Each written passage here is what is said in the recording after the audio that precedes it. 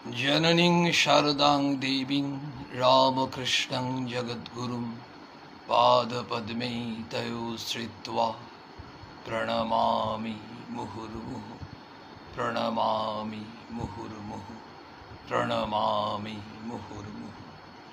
जय मां।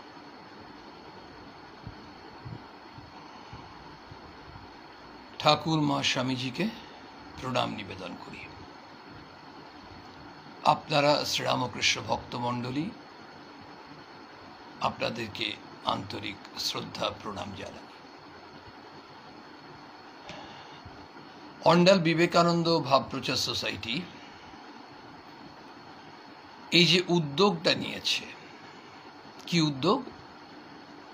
ঈশ্বরীয় প্রসঙ্গ সপ্তাহে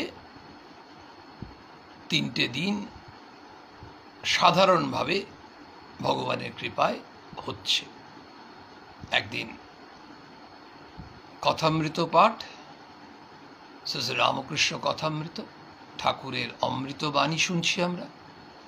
একদিন শ্রী মায়ের কথা, মায়ের অমৃত বাণী শুনছি। আরেকদিন স্বামীজির প্রসঙ্গ, কখনো স্বামীজির পত্রাবলী, এখন যেমন স্বামী শিষ্য সংবাদ থেকে আমরা স্বামীজির যে অভিমত আদর্শ তার কিছুটা আভাস পাচ্ছি। এই যে বিরাট এক সাগর, স্বামীজি বলছেন না ঠাকুরের সম্বন্ধে, অনন্ত ভাবময় শ্রীরামকৃষ্ণ, অসীম অসীম। খুব স্বাভাবিকভাবেই এই প্রসঙ্গ শুনতে শুনতে আমাদের কি হচ্ছে বলুন তো? কিছুক্ষণ আগে আমার একটা মনে হচ্ছিল, একটা অনুভূতি আসছিল, খুব অল্প সময় আগে, হয়তো 15-20 মিনিট আগেও হতে পারে। ব্যাপারটা এই ধরনের যে আমার মনে হচ্ছে, দেখুন আমাদের আজকাল অনেক রকম খাবার চলে এসছে, ফাস্ট ফুড বলুন, বিভিন্ন ধরনের ডেলিকেসিস চলে এসছে। আজ যাদের 50-60 বয়স হয়ে গেল, তারা তাদের যৌবনে হয়তো এত রকম খাবার দেখেনি, হয়তো কেন দেখেনি, যত দিন যাচ্ছে আসছে। তাহলে এই তখনকার খাবারগুলো সব উঠে গেল আর চলছে না, তা তো নয়। যাই আসুক না কেন, মানুষের হাতে যতই টাকা আসুক, যতই স্টেটাস, হাই স্টেটাসে পৌঁছক না কেন, যত ভ্যারাইটি কস্টলি খাবার আনুন না কেন বাড়িতে, রেস্তোরাঁতে গিয়ে খান, কিন্তু একটা জিনিস অনস্বীকার্য, এই চাল আটার ডিম্যান্ড কিন্তু চলে যায়নি। ভাতটা খেতে হবে, রুটিটা খেতে হবে। কেউ বা দুবেলাই ভাত খান, কেউ দুবেলা রুটি খান, কেউ একবেলা ভাত একবেলা রুটি খান। এটাই হচ্ছে মানুষের সাধারণ নিয়ম। গরিব, মধ্যবিত্ত, ধনী যাই বলুন না কেন, একেবারে অত্যন্ত দুস্থ একটি মানুষ বলেন, বাবু কোনো রকমে যদি একটু দুমুঠো চাল পেয়ে যাই, ফুটিয়ে ভাত খেয়ে নেব, মাড় খেয়ে নেব, ভাতের মাড়, নুন দিয়ে ভাত খেয়ে নেব, একটা আলু না হলেও চলবে। আর ধনী মানুষ, তার প্রচুর অর্থ আছে, তা বলে কি তিনি সারাক্ষণ মাছ, মাংস, ঘি, মাখন খাবেন? চালটা লাগছে। তাই ওই জিনিসগুলো কোনোদিন চলে যাচ্ছে না। মানুষের অত্যন্ত প্রয়োজনীয় সামগ্রীর মধ্যে চাল আটা পড়ে, অত্যন্ত প্রয়োজনীয় সামগ্রীর মধ্যে মাছ মাংস পড়ে না, অত্যন্ত প্রয়োজনের মধ্যে। তেমনি আমাদের যা কিছুই থাকুক, অত্যন্ত প্রয়োজনীয় যেগুলো আমাদের বাঁচিয়ে রাখছে, টনিক, অক্সিজেন, তা হচ্ছে এই মায়ের কথা। আর মায়ের কথা যত শুনি, আপনারা বলুন কারোর মনে হয় যে পুরনো মনে হচ্ছে? প্রতি মুহূর্তে মনে হয় নতুন। চাল যেমন পুরনো হয় না, পুরনো চাল, নতুন চাল অন্য জিনিস, তার যেমন ডিমান্ড থাকছেই, তেমনি মানুষের কাছে শান্তির বড় ডিম্যান্ড। আর শান্তি আনন্দ পাওয়ার সহজ সহজ উপায় আমাদেরকে জানিয়ে দিচ্ছেন আমাদের মা, আমাদের সত্যিকারের মা, যিনি বলছেন আমি সতেরো মা, অসতেরো মা। দেখুন, রামময় মহারাজ মায়ের অন্যতম সেবক ছিলেন, আপনারা জানেন। তো রামময় মহারাজ তার স্মৃতিচারণায় বলছেন, একদিন মায়ের কাছে রামময় মহারাজ আছেন। ডাক্তার, তিনি তো মায়েরই মন্ত্র শিষ্য রামময় মহারাজ। ডাক্তার নলিনী সরকার বলে একজন, তিনিও মায়ের মন্ত্র শিষ্য, তিনিও আছেন। রামময় মহারাজও পড়েছেন ওই স্কুলে, জয়রামবাটির কাছে বদনগঞ্জ হাই স্কুল। তার প্রধান শিক্ষক মহাশয় ছিলেন প্রবোধচন্দ্র চট্টোপাধ্যায়, তিনিও মায়ের মন্ত্র শিষ্য। তো মায়ের কাছে তো তারা প্রায়ই আসছেন। সেদিন ওই ডাক্তার নলিনী সরকার এবং রামময় মহারাজ তারা দাঁড়িয়ে আছেন, এমন সময় আরেকজন এলেন, তিনিও স্কুলের শিক্ষক, তিনিও মায়ের মন্ত্র শিষ্য। তিনি এসে মাকে প্রণাম করলেন, মাকে জিজ্ঞেস করলেন, মা আপনি কেমন আছেন? মাও কথা বললেন। তারপরে তিনি মায়ের আশীর্বাদ নিয়ে চলে গেলেন। ততক্ষণ ডাক্তারবাবু কিছু বলেননি, মুখ খোলেননি। এবার ডাক্তারবাবু মাকে বলছেন, মা ওই মানুষটি তো ভালো নয়, তিনি শিক্ষক, এটা সত্য, তিনি মায়ের মন্ত্র শিষ্য, এটাও সত্য, কিন্তু তার চারিত্রিক দিক দিয়ে তিনি ততটা ভালো ছিলেন না। তাই বলছেন, মা আপনি তাকে চরণ স্পর্শ করতে দিচ্ছেন কেন, দিলেন কেন? তখন মা বললেন, বাবা আমি কি তা পারি? আমি কি মা হয়ে তা পারি? আমি সতেরো মা, অসতেরো মা। আমার ছেলে যদি ধুলো কাদা মাখে, সেই ধুলো কাদা ছেড়েই আমাকে কোলে তুলে নিতে হবে। এই ধুলো কাদা মাখা আমাদের স্বভাব। ঠাকুর এক জায়গায় বলছেন, বাচ্চা ছেলে যেমন নোংরা ঘাটে, কাদা ঘাটে, ধুলো ঘাটে, সেই ধুলো কাদার এই ধুলো কাদা এক নয়। আমরা দেখি ঠাকুর কি বলছেন, মা কি বলছেন।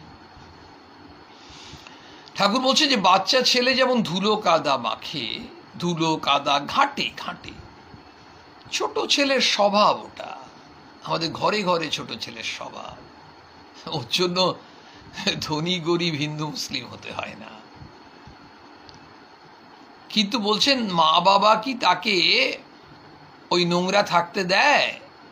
মা বাবা তাকে পরিষ্কার করে দেয়।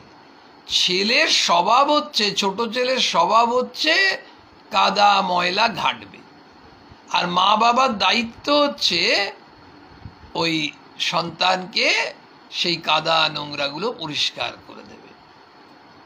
ঠাকুর বলছেন তেমনি জীবের স্বভাব হচ্ছে, মানে আমাদের সাধারণ মানুষের স্বভাব হচ্ছে, আমরা অন্যায় করি, অসৎ কাজ করি, ভুল করি, কত কি করি, পাপ করি। কিন্তু বলছেন ভগবান আমাদেরকে পরিষ্কার করে দেওয়ার পথ দেখিয়ে দেন। অর্থাৎ আমরা ওই বাচ্চা ছেলের মতো, বাবা মা যেমন তাকে অপরিষ্কার থাকতে দেন না, তেমনি ভগবানের সন্তান তো আমরা ধুলো কাদা ঘাটলাম। এই যে মা বলছেন এবার এখানে চলে আসি, আমরা অন্যায় করছি, অসৎ কাজ করছি, ভুল করছি, দোষ করছি, কত কি করছি। কিন্তু মা বলছেন একটা কথা বললেন, কিন্তু ওই ধুলো কাদা ঝেড়ে আমাকে কোলে তুলে নিতে হবে। মা দুটো জিনিস এই কথাটার মধ্যে আমাদেরকে পরিষ্কার বুঝিয়ে দিলেন সহজভাবে। তোমার চিন্তা নেই, একটা প্রথম হচ্ছে তোমার কোনো চিন্তা নেই, আমি তোমাকে কোলে তুলে নেব। আমরা খুব নিশ্চিন্ত হলাম, আমরা মায়ের কোলে চাপব। কিন্তু একই সঙ্গে মা বললেন, বাবা ধুলো কাদা ঝেড়ে, ধুলো কাদা সহ তিনি কোলে তুলবেন না। আমরা সবাই ব্যস্ত, কিসে ব্যস্ত? ইঁদুর দৌড়ের প্রতিযোগিতায়, যে যেমন ভাবে পাচ্ছি। যাবৎ বাঁচি তাবৎ শিখি, ঠাকুর বললেন। আমাদের বোধ হয় যাবৎ বাঁচি তাবৎ শিখির জায়গায় নিজেরা অন্য কোনো মানে করে নিয়েছি। যতদিন পারবো ক্ষমতা আমরা আয় করে যাব, উপার্জন করে যাব। অন্যায় কি করছি? আমি তো খেটে করছি। ঠিক, একদম ঠিক কথা। কিন্তু ওই করতে করতে করতে করতে আমরা একটি লোকও বোধহয় উত্তর দিতে পারবো না, আমরা সবাই শিক্ষিত মানুষ হয়েও কেন এত পাগলের মতো করছি? প্রয়োজনের থেকে অনেক বেশি অনেক বেশি অনেক বেশি হয়ে যাচ্ছে, ওভারফ্লো করে যাচ্ছে, সেই চৌবাচ্চার জল ভরে ওভারফ্লো করে যাচ্ছে। তা সত্ত্বেও করছি। নেশা, ওই ময়ূরে সে আফিম খাওয়ার নেশার মতো নেশা। কিন্তু এটা ঠিক যে যতই করুক আলটিমেটলি কিন্তু মানুষের সঙ্গে কিছু যায় না। কিন্তু যেটা মা বারবার বলছেন, বাবা তোমার যেগুলো আগের জন্মের যে ফল, সেটা কিন্তু সেই অনুযায়ী তুমি মানে অলরেডি অ্যাকাউন্ট খোলা আছে। তো আমরা তো অন্যভাবেও তো আমরা কিছু জমাতে পারি যেটা সঙ্গে যায়। এই যে কর্মফলের কথা মা বলছেন, সেই জন্য মা আমাদেরকে সচেতন করছেন। ধুলো কাদা ঝাড়বেন মানে শাস্তি। অন্যায় করেছি, তার শাস্তি পাব। তাহলে আমরা মায়ের কাছে একটা মায়ের একেবারে চরণ ধরে বলতে পারি না, মা ক্ষমা করো? মা তো বলছেন তুমি ভগবানের নাম করছো, সৎ কাজ করছো, ভুল করেছো আগে, কিন্তু এখন সৎ কাজ করছো, ভালো কাজ করছো, সাধু সঙ্গ করছো, সৎসঙ্গ করছো, ঈশ্বরের নাম গুণগান করছো, তাই তোমার শাস্তিটা কমে যাবে। যেখানে পাটা কেটে বাদ যেত, সেখানে কাটা ফোটার মতো হবে। আমাদের অনেকের মনে হচ্ছে না, হ্যাঁ এই কথা তো অনেকবার পড়েছি, শুনেছি, অমুক মহারাজ অমুক সবাই বলেছিলেন, ইত্যাদি ইত্যাদি। কিন্তু একটু আগেই বলছিলাম, মায়ের কথা পুরনো হয় না। যতবার শুনবো তত মধুর লাগে, তত নতুন লাগে, এক ভিন্ন মাধুর্য। এই যে মাধুর্য, এই মাধুর্যের কারণ হচ্ছে আমাদের জীবনের সত্যটা মা দেখিয়ে দিচ্ছে, রূঢ় বাস্তব। এই যে আমাদের একটু আগে কথা হচ্ছিল যে আমরা আনন্দ পেতে চাইছি, শান্তি পেতে চাইছি, এটা তো ডিম্যান্ড, আমাদের সবার ডিম্যান্ড। যখন চারিদিকে খুব গরম চলে, সে রোগের জন্য গরম হোক, আর ভোটের জন্যই গরম হোক, আর গ্রীষ্মের গরমের প্রাবল্যই হোক, তখন মনে হয় বাবা কতক্ষণে একটু ঠান্ডা হবে। এইসব ভোট পর্ব মিটুক, এই রোগ পর্ব মিটুক, একটু বৃষ্টি হোক, আমরা একটু ঠান্ডা হতে চাইছি, একটু জুড়োতে চাইছি। মা তখন উপায় বাতলালেন।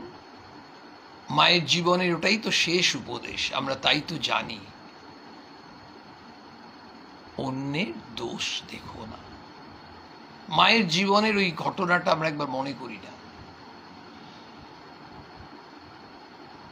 মায়ের কাছে যখন, মা তো সবাইকে খুব ভালো করে বোঝাতেন, কাউকে তো বকতেন না। একবার ওই ঘটনাটা মনে করতে গিয়ে এই বকার কথা এলো বলে একটি ঘটনা মনে পড়ছে, ওটাও একটু আমরা ভাগ করে নিই। একটা কোথা দিয়ে মা আমাদেরকে নিয়ে যাবেন আমরা কি করে জানব? এত ভাবনা চিন্তা তো আমাদের করে লাভ নেই। মায়ের কথা হচ্ছে, আনন্দে আছি। এ তো আমরা এই নয়, আমরা তো কোনো বিজ্ঞানের উত্তর লিখছি না, আমরা নিউটনের সূত্র লিখছি না, আমরা নিজেরা দিব্যি একটু অন্য জগতে থাকার চেষ্টা করছি। আমরা মায়ের সন্তান, মাকে নিয়ে একটু থাকছি।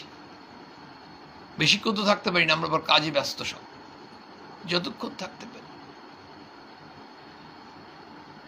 ওই প্রবোধচন্দ্র চট্টোপাধ্যায়ের কথা বলা হচ্ছিল। তো মা সাধারণত কাউকে বকতেন না। তো প্রবোধবাবু তখনকার দিনে যতদূর মনে পড়ছে, রামমোহনের স্মৃতিচারণায় পড়েছিলাম, তখনকার দিনে 80 টাকা মাইনে পেতেন হেডমাস্টার মহাশয়। তখনকার দিনে 80 টাকা মানে স্বাভাবিকভাবেই এখন বোঝাই যাবে তাহলে কত হবে। তখন হয়তো 1 মণ চালের দাম ছিল 2 টাকা।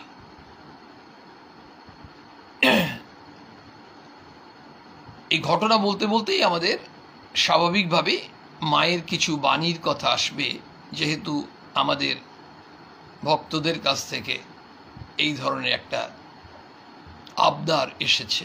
নিশ্চয়ই আমি আপনাকে সশ্রদ্ধ নমস্কার জানাই, আপনি যে এই ধরনের একটা অনুরোধ রেখেছেন, খুবই ভালো। ঘটনাটা হচ্ছে যে ওই প্রবোধবাবু তিনি মায়ের জন্য বিভিন্ন ধরনের জিনিসপত্র নিয়ে আসতেন। তবে মা একদিন বললেন, দেখো তোমার তো সংসার আছে, পরিবার আছে, তুমি এগুলো টাকার অপচয় করছো কেন? মা সঙ্গে সঙ্গে বুঝতে পেরেছেন প্রবোধবাবুর মন খারাপ, মানে মা তাকে বাধা দিচ্ছেন। তখন প্রবোধবাবুকে মা বলছেন, আরে বাবা, তোমাকে তো একটু সঞ্চয়ও করতে হবে, শুধু পরিবারের জন্য নয়। এই সাধু সন্ন্যাসীদের চলবে কি করে? গৃহীদেরকে তো সাধু সেবা করতে হবে, সাধুরা পয়সা পাবে কোত্থেকে? এই কথাটা বলাতে প্রবোধবাবু বুঝতে পেরেছেন। অর্থাৎ ওটা একটা ইন্ডিকেশন কিন্তু আমরা গৃহীরা, আমরা যদি কোথাও রামকৃষ্ণ মঠ মিশনের সেন্টারে যাই বা যে কোনো জায়গায় আমরা যদি একটু সাধু সেবা করার সুযোগ পাই, আমাদের করা দরকার। মাই কিন্তু বুঝিয়ে দিয়ে গেছেন। মা তো প্রবোধবাবুকে বলছেন না, মা আমাদের সবাইকে বলছেন সংসারে থাকবো, অথচ কি কি করতে হবে। অদ্ভুতভাবে একটু আগেই এই কথা হচ্ছিল যে মায়ের বাণীর কথা। মায়ের একটা সুন্দর বাণী। মা বলছেন, ভাঙতে সবাই পারে, গড়তে পারে কজন। আসুন মায়ের জীবনে একটা ঘটনা শুনি। এই মুসলমান চোর, চুরি করে, আবার জাতে মুসলমান, তিনি গাছের কলা নিয়ে এসেছেন, কলাটা নিয়ে এসেছেন ভক্তি করে, নিয়ে মাকে নিয়ে এসে বলছেন, মা ঠাকুরের জন্য এনেছিলাম, এই কলাগুলো গাছের, আপনি নেবেন?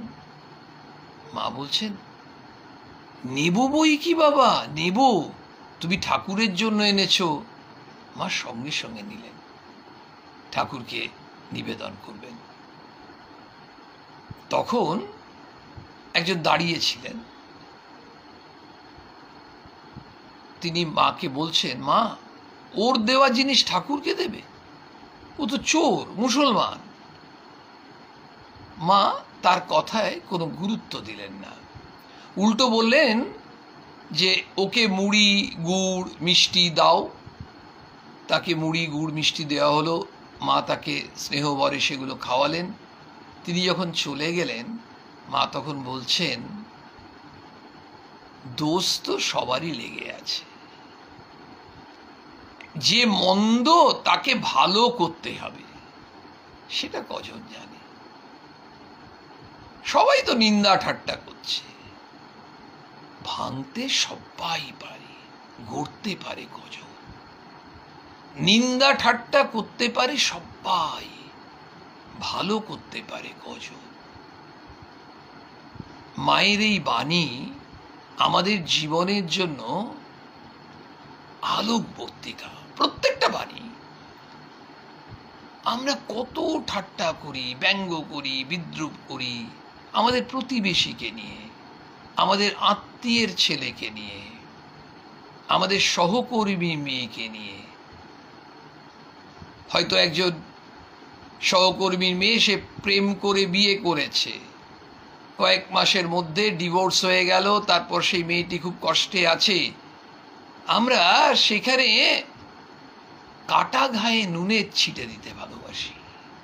কজন আমরা ভাবি মেয়েটির যে এমনি হলো, পরবর্তী ক্ষেত্রে ও যাতে মন খারাপ না করে ওর জন্য বিভিন্ন রকম ভাবে, বা তার পরিবারে তার বাবা মাকে একটু প্রবোধ দেওয়া, তাদের অন্ততপক্ষে সান্নিধ্য, সঙ্গ, সৎ পরামর্শ, সুপরামর্শ দেওয়া, সেগুলো আমরা কচিত কদাচিৎ করি না, বলছি না, কচিত কদাচিৎ। মায়ের বাণী শুনছি, শুনে কি করব? সমাজটাকে পাল্টে দেব? আমাদের পক্ষে সম্ভব নয়। হতাশ হওয়ারও কিছু নেই। নিজেকে যদি আমি পাল্টাতে পারি কিছুটা, যতটুকু পারি, আমরা নিজেরা, সমাজ তো আর আমাদের বাইরে নয়, আমাদেরকে নিয়েই তো। ছোট্ট ছোট্ট কাজে একটি মানুষকে চেনা যায়। স্বামীজি প্রায়ই বলতেন যে একজন মানুষকে চেনা যায় তার ছোট্ট ছোট্ট কাজের মাধ্যমে। অদ্ভুতভাবে মায়ের এই আচরণটি আমরা লক্ষ্য করলাম যে ওই মানুষটি যিনি কলাটি নিয়ে এসেছিলেন, তাকে মা কিন্তু নিরাশ করলেন না। উল্টো মা তাকে বলছেন, নেব বই কি বাবা, নেব। নিলেন। মা কিন্তু এই জাতপাতের ঊর্ধ্বে।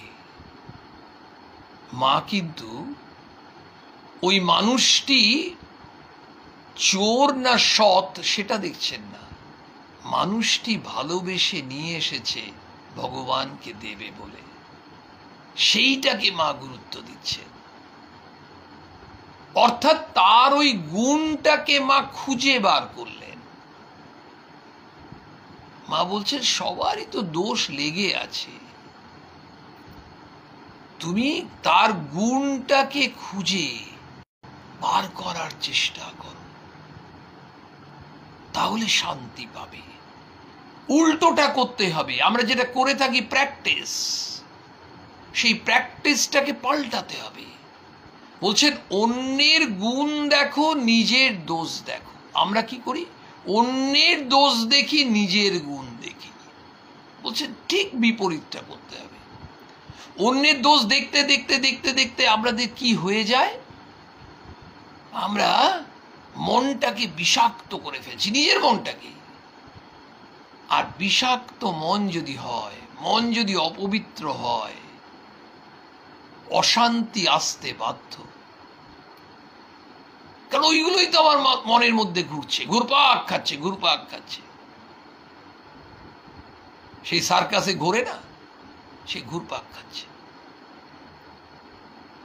এই যে ঘুরপাক খাচ্ছে মনের মধ্যে, এখানে যদি মা বলছেন তুমি কেন অশান্তিতে ভুগবে, তুমি শান্তিতে থাকো।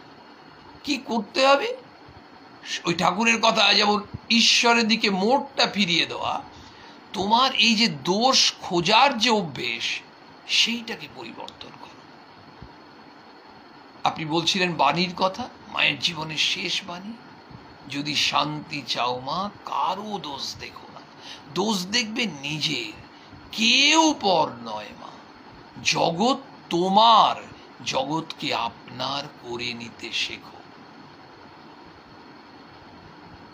আমরা একটা ভাড়া বাড়িতেও যখন থাকি, অনেকে দেখবেন ভাড়া বাড়িতে থাকলেও এত পরিষ্কার পরিচ্ছন্ন করে রাখে, সে একেবারে মাটির বাড়ি হোক আর কি পাকা বাড়ি হোক, গ্রামের হোক শহরের হোক, স্বভাব আছে।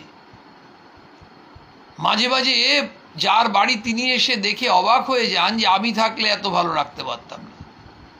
বলে আপনি রাখেন কি করে? তিনি বলছেন মায়ের কথা শুনেছি, জগৎকে আপনার করে নিতে শেখো। এই বাড়িটাকে নিজের মতো, মানে বাড়িটাকে আমি দখল করে নেব না, বাড়িটাকে নিজের বাড়ি মনে করে, আমি ভাড়া বাড়িতে আছি মনে করছি না। যার স্বভাব এমনি হবে, তিনি একজন প্রতিবেশীকেও তিনি আপনার করে দেখছেন। গ্যাস সিলিন্ডার নিয়ে যারা ভ্যানে করে নিয়ে আসেন, কত কষ্ট করে গরমে নিয়ে আসেন বলুন তো।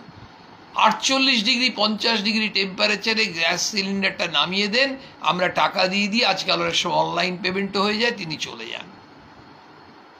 আমরা সেই সময়ই হয়তো কোনো কারণে বাড়িতে একটু শরবত করেছিলাম, আমাদের কাছে কত গ্লাস থাকে, কাপ থাকে, জাস্ট বললাম ভাই একটু কষ্ট করতে হবে, একটু দাঁড়াতে হবে, 2 মিনিট সময় নেব আপনার, কি একটু শরবত খেয়ে যেতে হবে, 2 মিনিট শরবত খেয়ে একটু ছাওয়ায় দাঁড়িয়ে তারপর যাওয়া।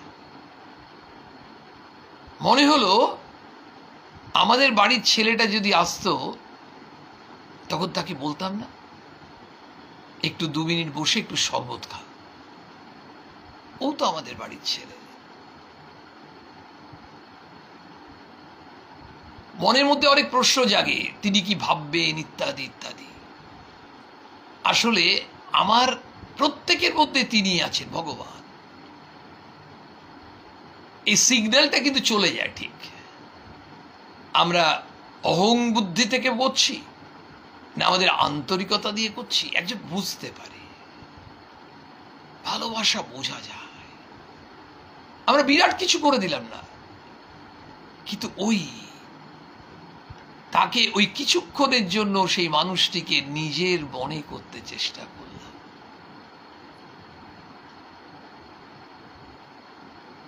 আমাদের দৈনন্দিন জীবনে আমরা তো সব থেকে বড় কথা, আপনারা যারা মায়েরা আজকে শুনছেন বা পরে শুনবেন আমাদের ইউটিউবে বা ফেসবুকেও রেকর্ডেড প্রোগ্রাম যখন আপনারা শোনেন, আপনারা কত আপনাদের মন্তব্য দেন, আমরা ঋদ্ধ হই। আপনারা যত আমাদেরকে, অন্ততপক্ষে ব্যক্তিগতভাবে আমি আপনাদের কাছে ঋণী যে আপনারা আমাকে আরো শুদ্ধ হতে, পবিত্র হতে সাহায্য করছেন। সব থেকে বড় কথা, দৈনন্দিন জীবনে দেখুন, মধ্যবিত্ত বাড়ি থেকে শুরু করে ধনী পরিবার পর্যন্ত, ইভেন নিম্ন মধ্যবিত্ত পরিবারও অনেক সময় হয়, একজন কাজে সাহায্য করতে আসেন। আপনাদের একটি ঘটনা বলি। একজন মা একবার বলেছিলেন, তিনি মায়ের কথা তখন শোনেননি, একটা সময় খুব একটা ঠাকুরমা স্বামীজির কথা শুনতেন না, তখন তার আচরণ কি ছিল তিনি বলছেন সে যখন 2 দিন কামাই করত, তারপর যখন 3য় দিন আসতো, আমি যাচ্ছে তাই ভাবে কথা বলতাম, তাকে দুর্ব্যবহার করতাম, নিজে বলছেন। তারপর এই রেগুলার এই ঠাকুরমা স্বামীজির প্রসঙ্গ শোনেন, ক্লাস করেন, আলোচনা শোনেন, পড়েন, চিন্তা করেন, মাকে প্রার্থনা করেন। কয়েক মাস পরে তিনি একদিন বলছেন, এখন যখন 2 দিন পরে 3য় দিন আসে, আমি অন্যভাবে রাগি। আগে তুই বল, তোরা বাড়িতে সবাই ভালো ছিলিস, কারো শরীর খারাপ হয়েছিল, তুই চেপে মিথ্যা কথা বলবি না, তার ওষুধ, ফল, বিস্কুট আমি কিনে দেবো, তোকে এটা করতেই হবে, তুই কি আমার বাড়ির বাইরে কেউ? তারপর হয়তো বলছে, বৌদি এই হয়েছিল, খুব কুণ্ঠা পড়ে, ওই তুই আমাকে একটা খবর পাঠালি না কেন, তোকে আরো 3 দিন আসতে হবে না, কষ্ট করে এলি কেন? একজন মানুষ তিনি নিজে স্বীকার করছেন, আমার আচরণে এমনি পরিবর্তন হয়েছে।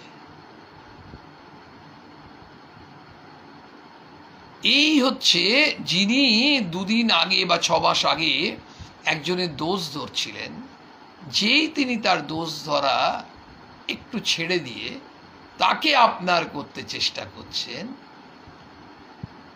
কত শান্তিতে আছেন। মায়ের প্রত্যেকটা বাণী, এই যে মায়ের অমৃত বাণী, যেটাই শুনছি আমরা, আমাদের মনে হচ্ছে বড় বেশি দরকার আমাদের জীবনে। আর একটুও যদি অনুসরণ করতে পারি, প্রয়োগ করতে পারি, ধন্য ধন্য হয়ে যাবে আমাদের জীবন। পরিবারগুলোতে আনন্দ আনন্দ, যেখানে মায়ের নাম সেখানে আনন্দ ধাম। সত্যি তাই।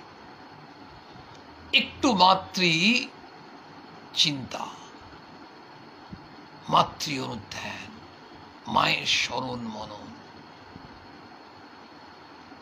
কোথায় পালিয়ে যায় কষ্ট।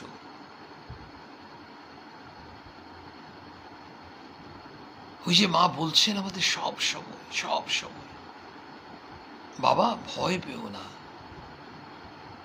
ঠাকুরকে ডাকো, আমি তো রইলাম। তোমাদের চিন্তা কি? ঠাকুরকে খুব প্রার্থনা করো, খুব প্রার্থনা করো, আমি তোমাদের সঙ্গে আছি, আমি তোমার সঙ্গে আছি। আমাদের কত বড় ভরসা! মা নিজে আশ্বাস দিচ্ছেন, বারবার বলছেন। কিন্তু আমরা এই যে কষ্ট আসে, বিপদ আসে, কেন মায়ের বাণী শুনতে চাইছি আমরা? কেন আমরা মুষড়ে পড়ি? কেন হতাশ হয়ে পড়ি? আমরা কপাল ঠুকি, বলি হায় পোড়া কপাল আমাদের। কারণ আমরা কখনো চাই না যে আমাদের জীবনে কোনো অসুবিধা আসুক, সমস্যা আসুক। সবসময় স্মুথ।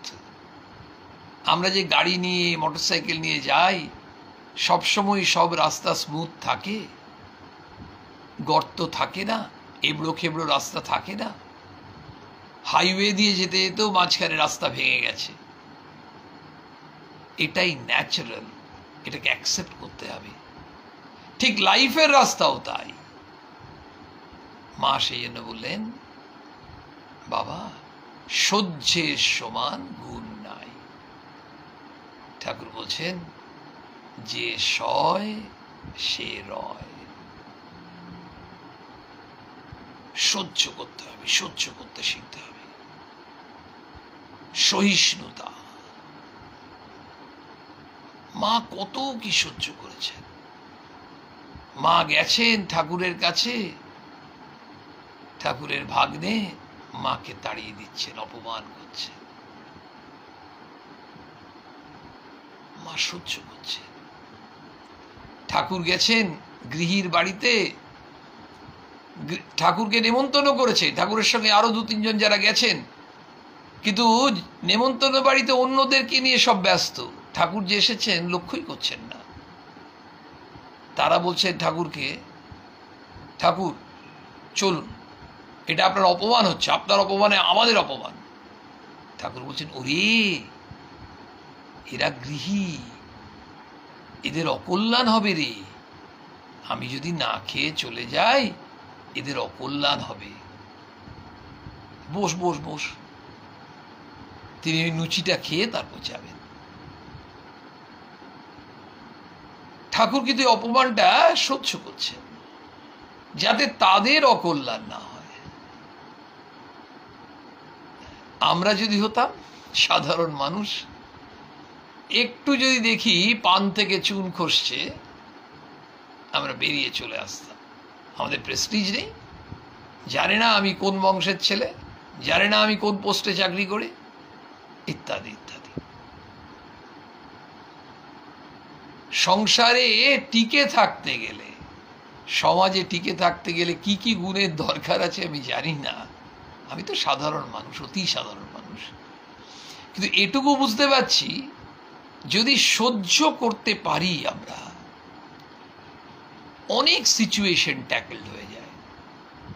হয়তো কখনো কখনো কয়েক মিনিটের জন্য একটা ঝঞ্ঝা এলো, আমরা দেখলাম ঠিক আছে, একটু সয়ে নি না। এই যে প্রতিকূল পরিস্থিতি এসছে, এটাকে একটু সহ্য করার চেষ্টা করি। আস্তে আস্তে তো অনুকূল হবেই। কেন আপস অ্যান্ড ডাউনস নেই? আপনি যদি অঙ্কের বিজ্ঞানের ভাষাতেই আসেন, সেখানেও দেখছেন আপ ডাউন আছে। এই যে বর্তমান যে পরিস্থিতি চলছে, সেখানেও দেখুন ডাউন হয়ে গেছিল, আবার আপ, আবার নিশ্চয়ই ডাউন হবে। ভগবানের অশেষ কৃপায় আবার ডাউন হবে। তাহলে আপ অ্যান্ড ডাউন আছে, কিন্তু আমরা সবাই চাইছি একদম ডাউন হয়ে যাক, এটা চলে যাক, মুছে যাক, নিপাত যাক। নিশ্চয়ই ঈশ্বর কৃপা করে তাই করবেন, কিন্তু একটা তো ঠিক যে তারপরে আর কি পৃথিবীতে কোনো রকম কোনো সমস্যা আসবে না? সমস্যাবিহীন দুনিয়া, এটা ভাবাটাই তো আনরিয়েলিস্টিক।